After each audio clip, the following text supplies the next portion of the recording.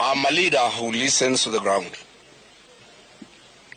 I listen to the people.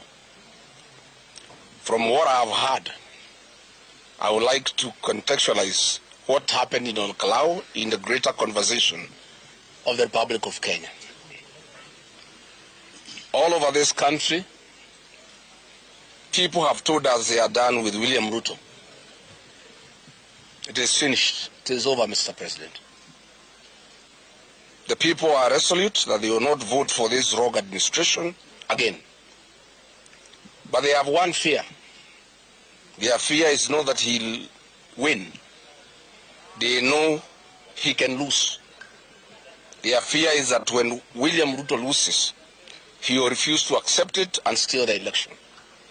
He'll use stolen money he is accumulating and the capacity for violence he is building up to take the victory by force.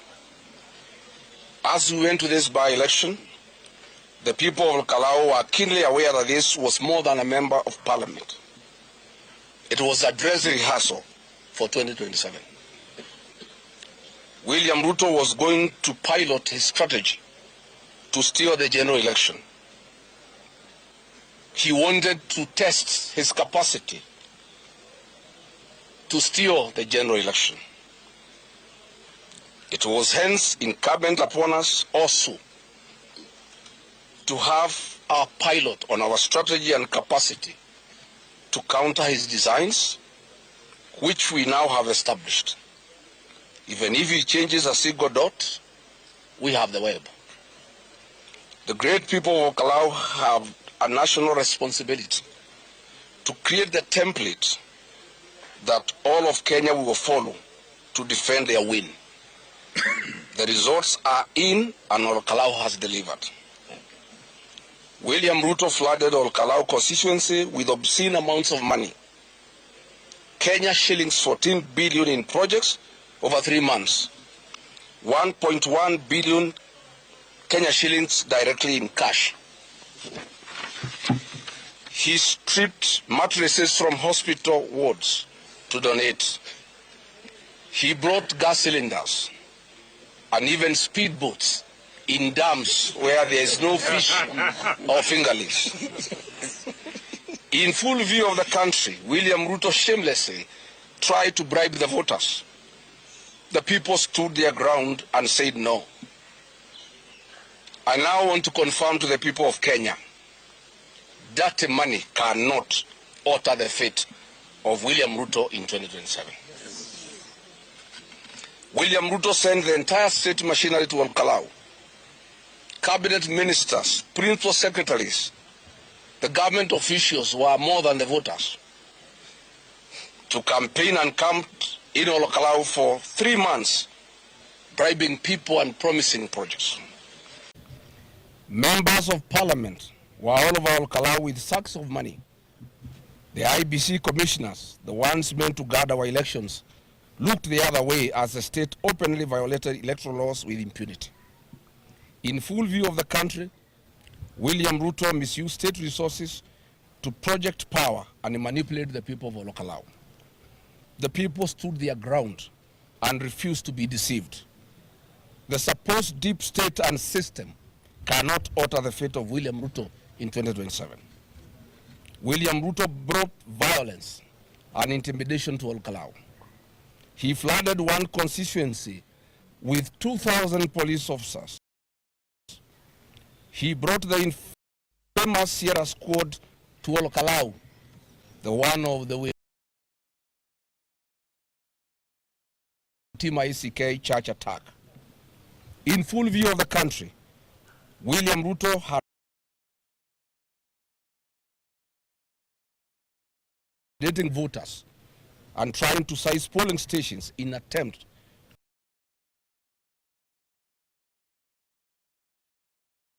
waged war on his own citizens, attacking innocent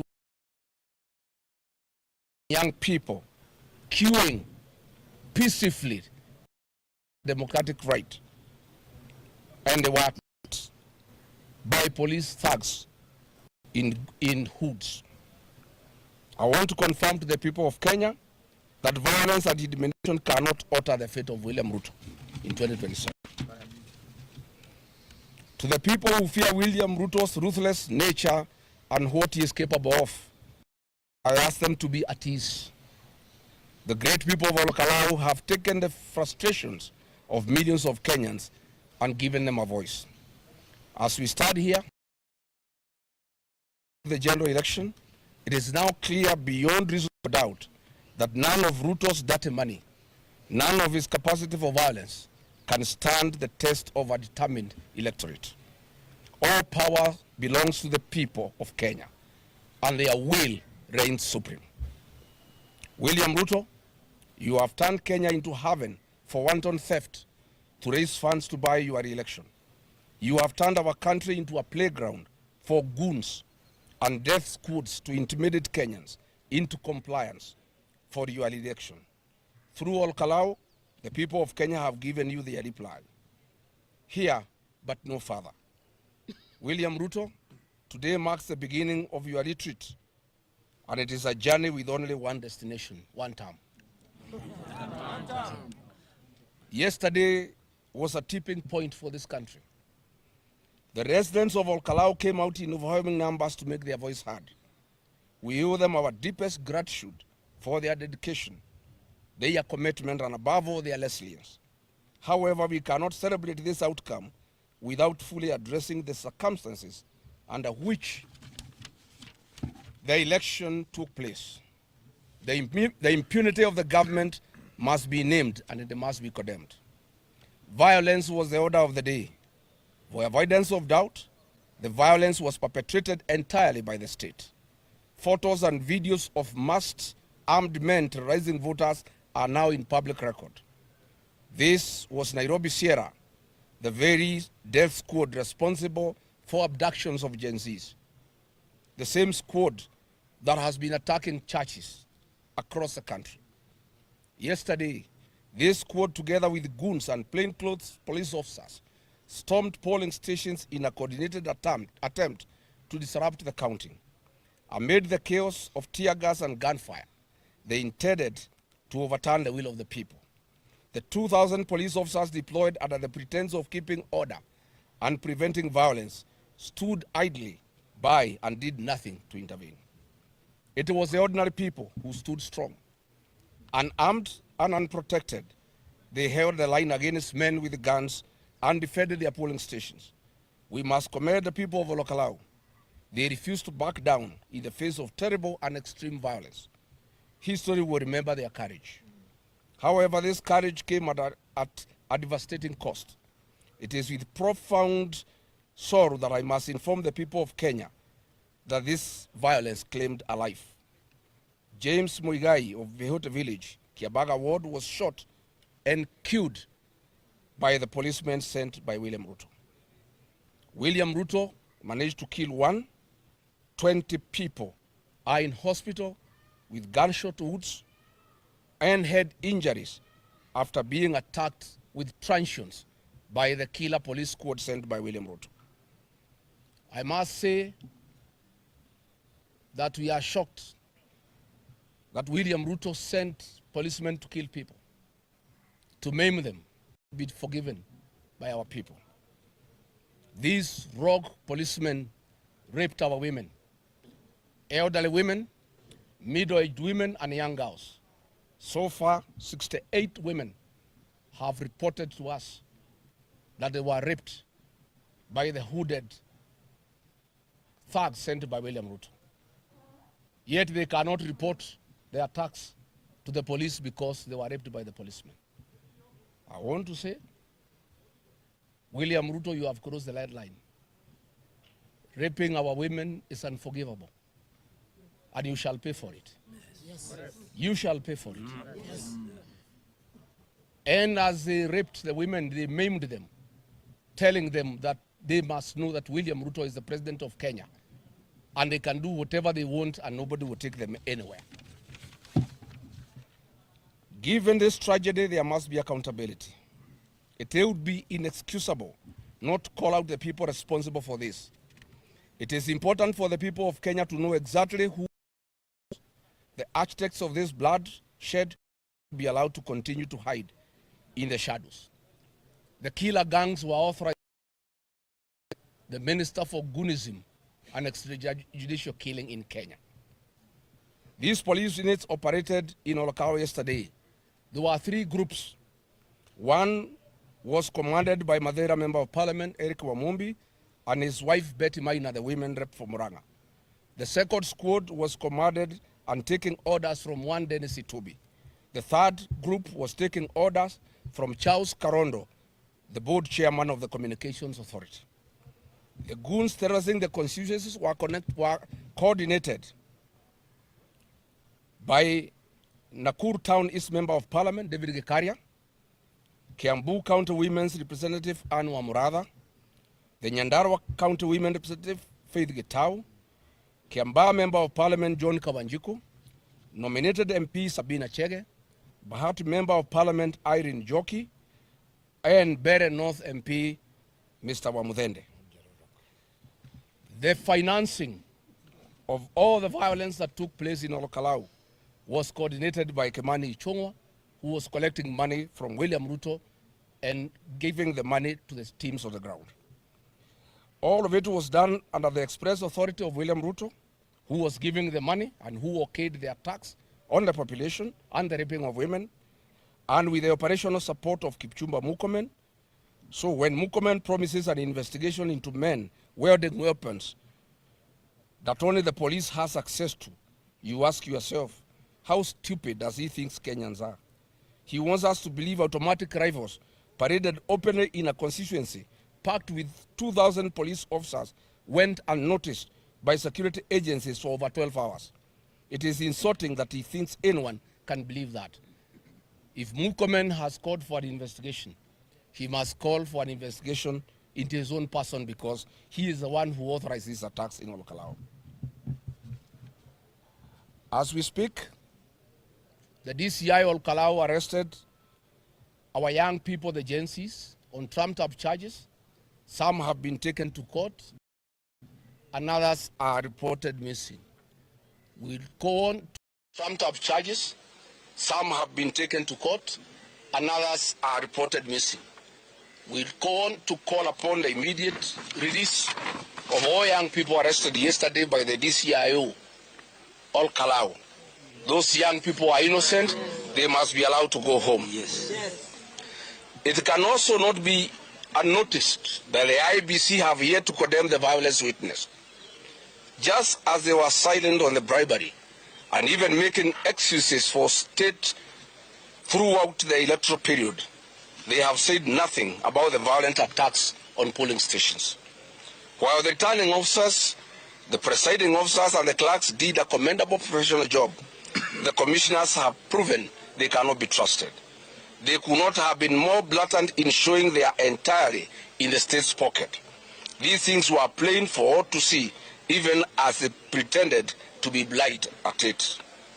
In light of the open brutality witnessed yesterday and the complicity of IBC commissioners, we must confront the uncomfortable reality that 2027 will be a violent election and could give room to anarchy and civil unrest. Thankfully, the people of Kalou have given the template for what must be done. When the people stand resolute, the state cannot change the result. Violence from police and goons cannot change the result. A compromised IBC cannot change the result. However far this administration is willing to go, however dark its schemes, Kalou has proven one thing beyond doubt. They cannot overpower all of us, and they cannot overturn the will of the people. Now, we must now chart the way forward to the next election. I want to admit and acknowledge that I, Rigathi Gachagua, and the people of Mount Kenya are to a huge extent responsible for the mess we are in as a country. We handed this administration nearly half the votes that brought it into power. Our fellow Kenyans, we are sorry. We are keenly aware that we made a fatal mistake, and we are all living with its consequences. That being said, we are committed and working hard to correct that situation. William Ruto came to power with 7.1 million votes across the country. Mount Kenya is working hard to mobilize and deliver at least 7.1 million votes in 2027 on our own, so that we can wash away the sin we imposed on the Republic in its entirety. We are calling to the rest of the country to join us and add to that number to ensure a victory so overwhelming and definitive that it will serve as a message to every future administration. A reminder that ultimately leaders serve at the will of the people of Kenya. As a party, DCP is gearing up for the days to come. History has shown us that Mount Kenya's political direction is determined in a by-election preceding the general election.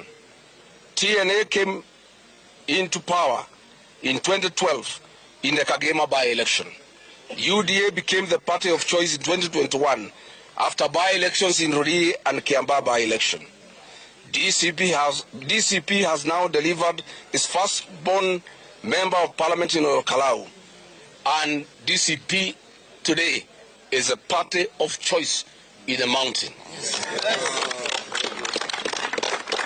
DCP is 1 year old with one member of parliament of Kalou, one MCA in Narok Town Ward, Narok County, one MCA in Kisa East, Kakamega County, and Kariobangi Ward in Nairobi County.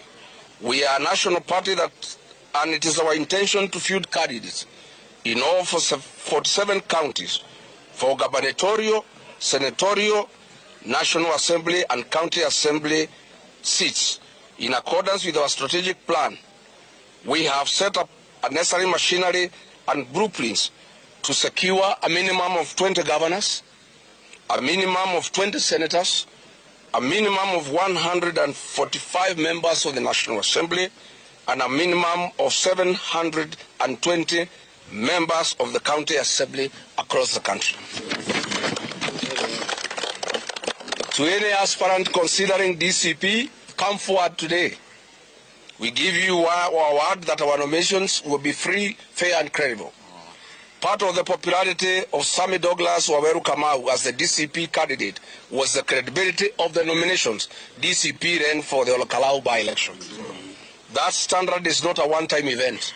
It is our foundation, and we will not lower it. For the avoidance of doubt, this by-election marks the death of UDA in this region.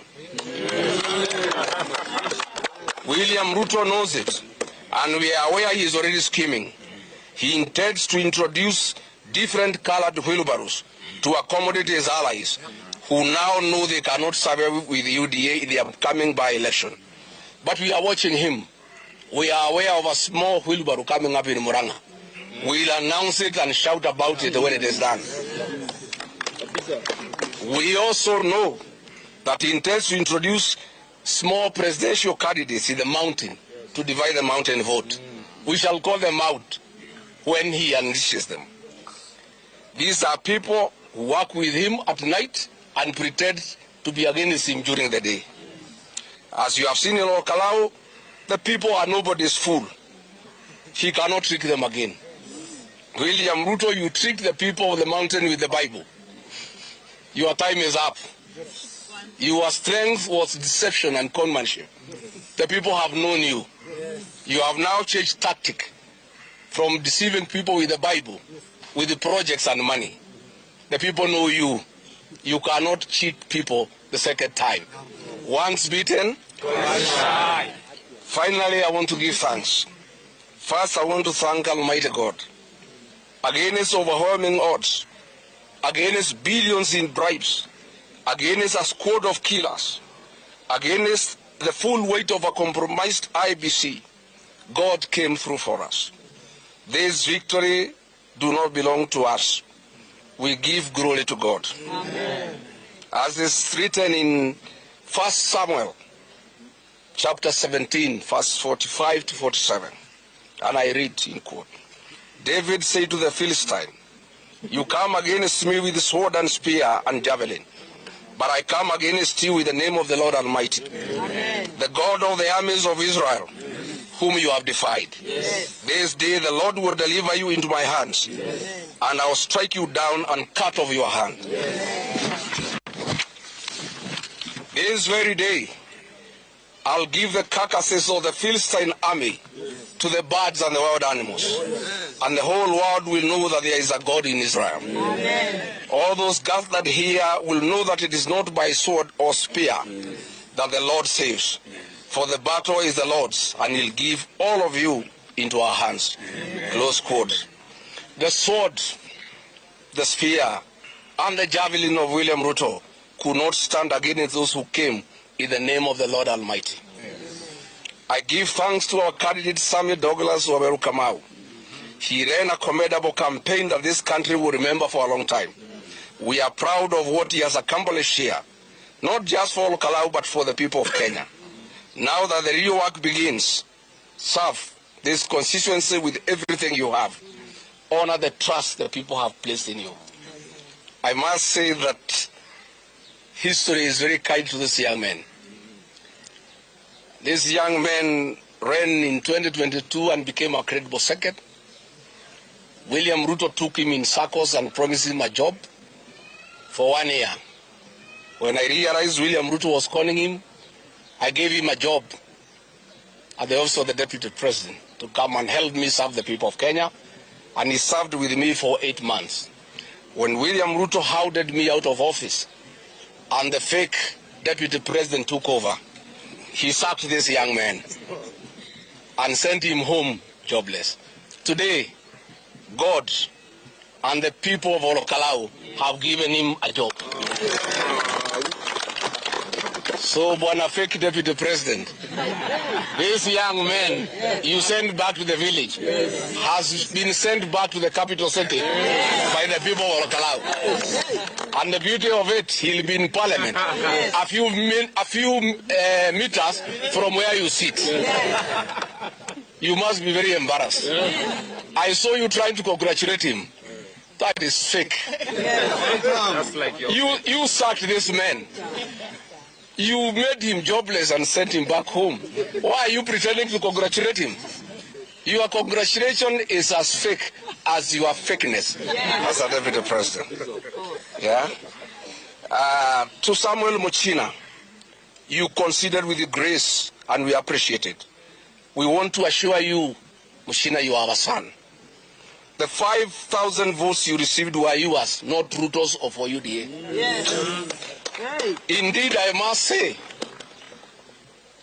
Muchina was not rejected because he's a bad leader. It was associating with William Ruto. That is why in his polling station, he could only get 44 votes. People who know him, people who love him, people who would have wanted to vote for him, but by associating with William Ruto, he could only get 44 votes. He could not even put the image of William Ruto on his poster. All the people who are campaigning for Muchina, nobody could mention William Ruto. So, Muchina, please listen to the people. Come back home where you belong.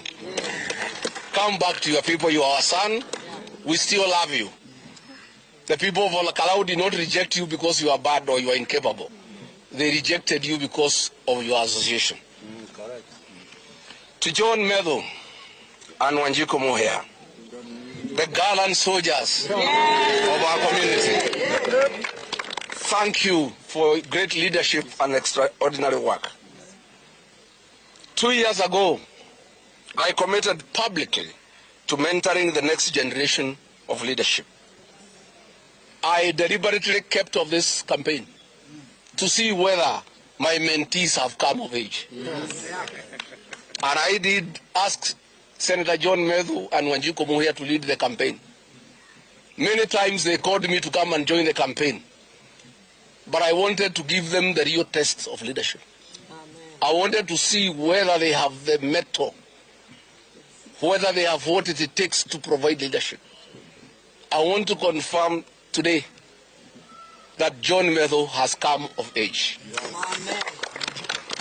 And he can be trusted, not just to lead this community of mine, but Kenya as well.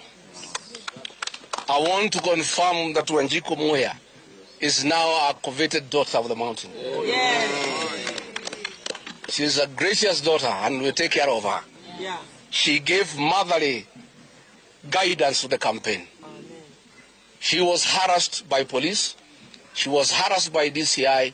She was harassed by IBC, but she stood strong. Amen. Honorable Ajiko Muya, our daughter of the mountain, we are very happy with you.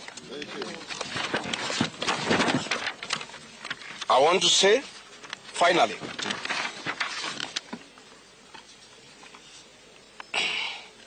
that there is no leadership vacuum in this region, and there will never be.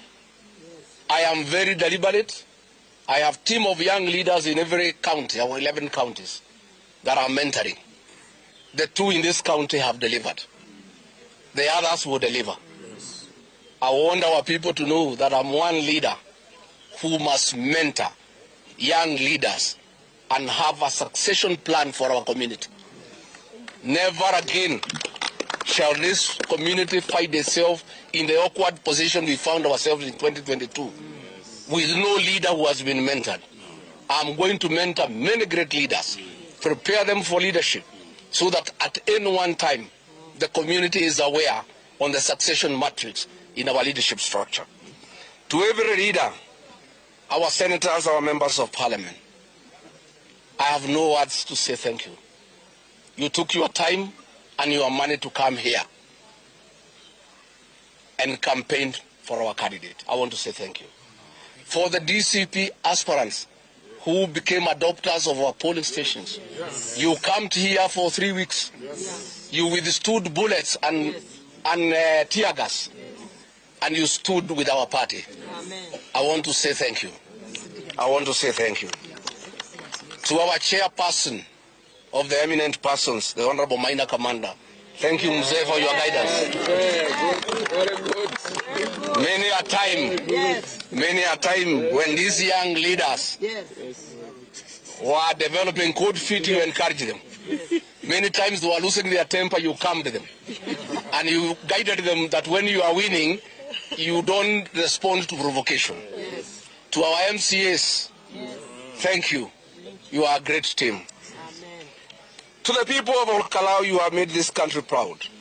You came out in overwhelming numbers despite the chaos. In fact, there was 57% voter turnout. Had William Ruto not brought violence, the voter turnout would have been 75%. The people of Kalou wanted to come out and vote. I want to say thank you that despite the chaos, despite the bullets, despite men in masks trying to take your votes by force, our young men shielded polling stations at gunpoint. Women stood eye to eye with goons and police and did not blink. I want to commend our young people for the role you played yesterday to take care of your parents and the age mates of your parents, to protect your mothers, to protect the old. That is your role in our society. I am very proud of you. Your resolve was so absolute that armed police officers were made to submit to searches. They had no choice but to comply. You stopped police vehicles and searched them. At one police station, you disarmed a police officer and only gave back his gun after he identified himself. That is the spirit. The people of Kalou, I must say, are the true remnants and the descendants of the Mau Mau. Yes. And I want to say, after what happened yesterday, Nyandarua County, the land of the late J.M. Karaoke,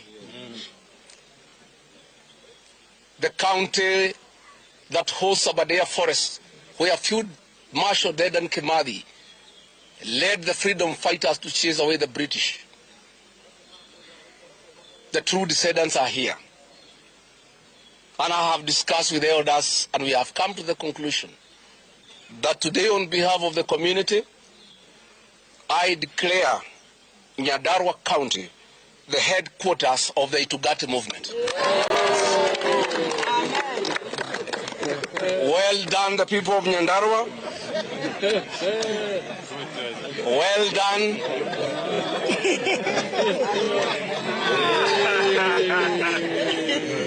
Well done, the people of Nyandarua. You have restored the dignity of our people. Our community was worried. People are calling me from Peketoni, from Loitoktok, from Lodiani, from Bant Forest, from Kitale, from Kiambu, from Muranga, from Kirinyaga, from Nyeri, from Nairobi, from Laikipia, from Nakuru, from Embu, from Tharaka-Nithi, from Meru, from Narok, urging me to plead with the people of Kalou to use the opportunity given by God to restore the dignity and the pride of our community. Amen. William Ruto has persecuted our community. He has called us names. He has called us tribal despite having elected him. He has sent us beans and rice to shame our people. He has sent mattresses. He has sent all manner of things just to shame our people. He has called us names. But the people of Kalou have dignified our community. I want to say thank you to the people of Kalou. What you have done, when the history of our community is written and how its dignity was restored after an assault by William Ruto, the people of Kalou will have a very big chapter in that history. Amen. To Kenyans everywhere, I thank you.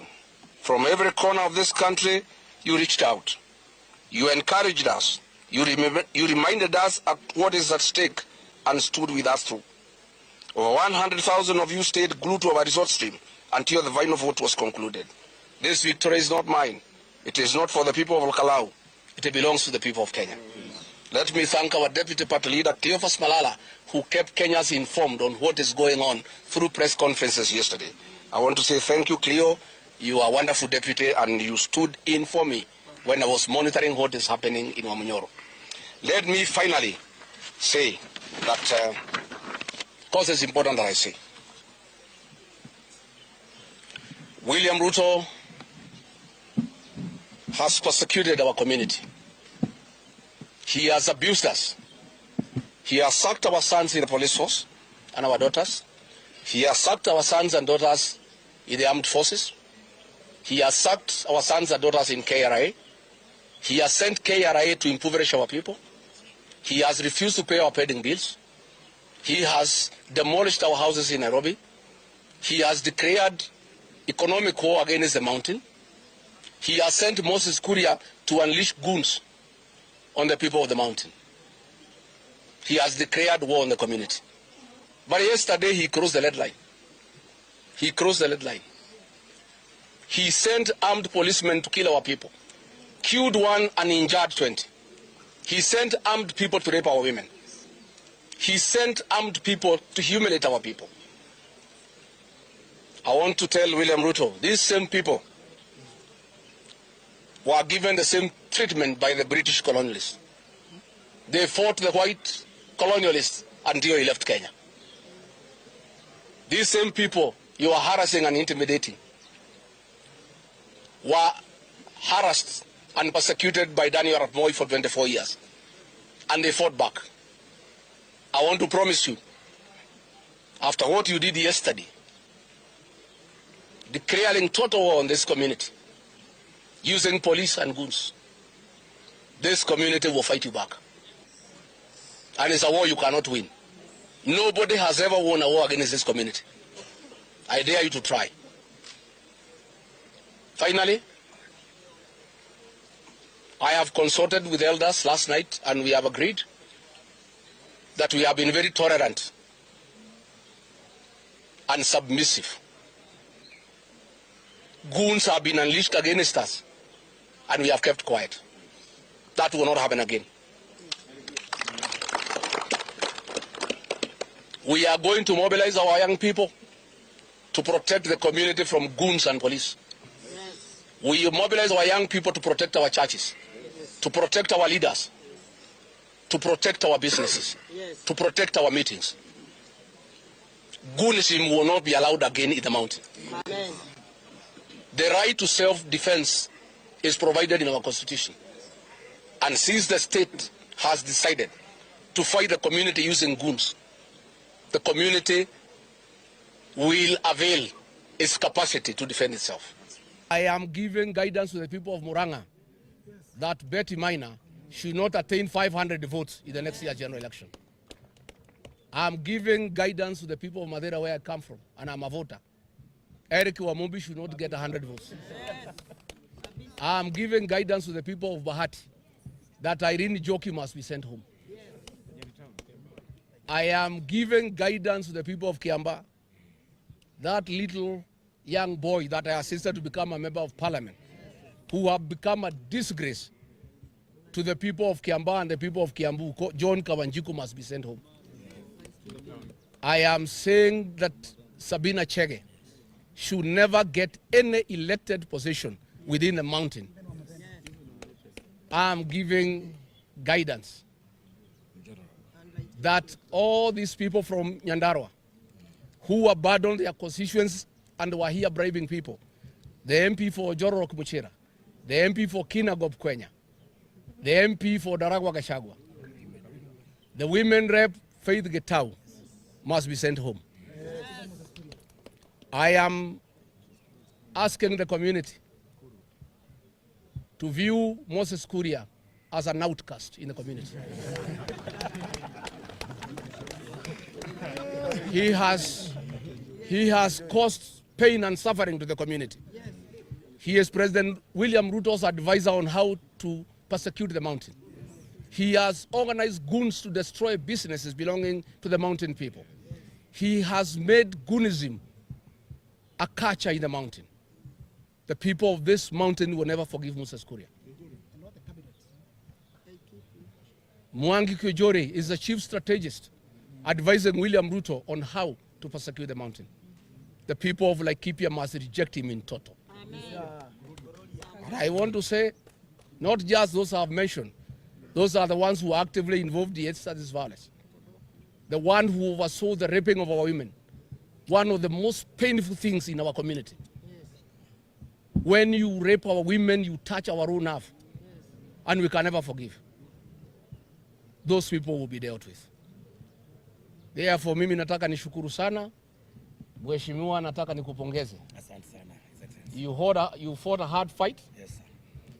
Against a president, a deputy president, 7 cabinet ministers, 16 principal secretaries, 91 members of parliament, a train, 2 boats, 2,000 police officers, mattresses, shoes, goons, 14 billion worth of projects, 1.1 billion in cash, and you became victorious. Wewe ni mtoto wa Mungu. Wewe ni mtoto wa Mungu. And I want now to officially welcome you to the Itungati movement. Thank you. Before your election yesterday we were 18, yes. Now we are 19. Yes. And we are very happy because our team is getting bigger. Please come and join our team. I have no doubt you will never betray our people. I am sure even if William Ruto offered you 100 million, you will not take. I am sure that they elected the best. And you can never betray the people of Kalou. You can never betray our community, and you can never betray the people of Kenya. Nataka nikupongeze kwa ushindi. Nataka nikuhimize uanze kufanyia wananchi kazi, uwapende na uwasikize na uwatembelee. Mimi nataka kuuliza wananchi wa Kalou wasisukume hii kijana sana. I know their expectations are very high. This young man will serve for a year or so. He has just come. He didn't have a job. He needs to settle down. Mvumilie kidogo apate nafasi, hata kwanza anunue suit, aliitwa chokora. They abuse this young man. They called him chokora. The people of Kalou wakasema tunapenda chokora wetu. Wampatie nafasi ya settle down ndio wafanyie kazi. Kwa hivyo nataka niulize kwa heshima, ukuje useme jambo, useme shukrani kwa watu ya Kalou na kwa Wakenya. And I want to thank all those people who gave their financial contributions. Kamau's campaign was funded by well-wishers. As we have no access to public funds, even if we had access to public funds, we are not thieves. We will never steal public funds to invest in an election. All those who contributed money and equipment and t-shirts and caps, those who contributed vehicles for the campaign ya Mheshimiwa Kamau. Nataka niseme asante. Hata wale mlipeana pesa kwa hii campaign, mnajua kabisa hii pesa ilitumika vizuri. Not even a cent was diverted. Because fighting 1.1 billion is not a joke. Fighting 14 billion is not a joke. Fighting goons is not a joke. Na wale vijana wetu jana, vijana 10,000 ambayo walilida hii kura na polling station. Hawa vijana ninawapenda sana. Hata nitawalika wa Munyoro wakuje niwachinjie. Hawa vijana ni mashujaa wetu.